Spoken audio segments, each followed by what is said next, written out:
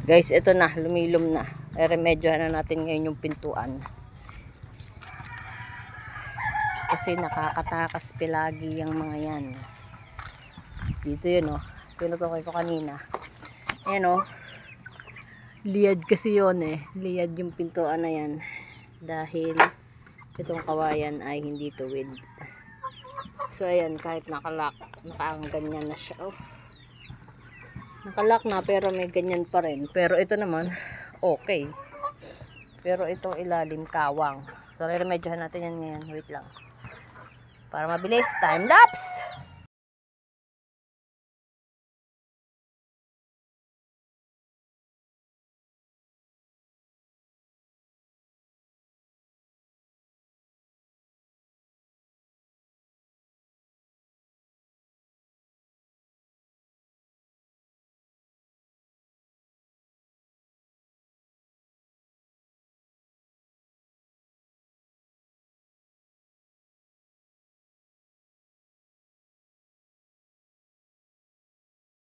Kasi ito yung ginawa ko, oh.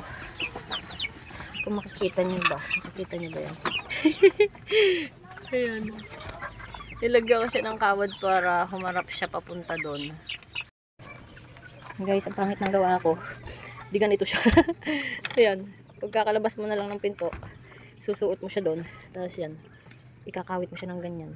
Pero at least hindi siya nakakawang. Hindi nakasyang manok dyan. Ganun lang.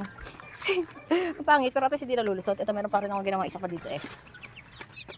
Yan. Itong isang patoka na to kasi. Medyo nakaharap kasi siya doon sa napapatoka. Ang ginawa ko, nagyan ko ng ganyan. Kawad. Dilagyan ko ng kawad para mas humarap siya dun sa tumutuka na manok. Yan na lang. DIY lang kahit pangit. Ang mahalaga, kapag napapatoka ako ng mga sisiw. Yan. Hindi siya magagawa ng mga 45 days. Kasi minsan, mga agaw talaga yung mga 45 days na yung kapag ligaw. Nilagyan din namin ng screen na ganyan. Para hindi makalusot. Ang kaso nakalusot pa rin kahit may ganyan na. Nilagyan ko ng bato para ito hindi nakabukadkad na ganyan.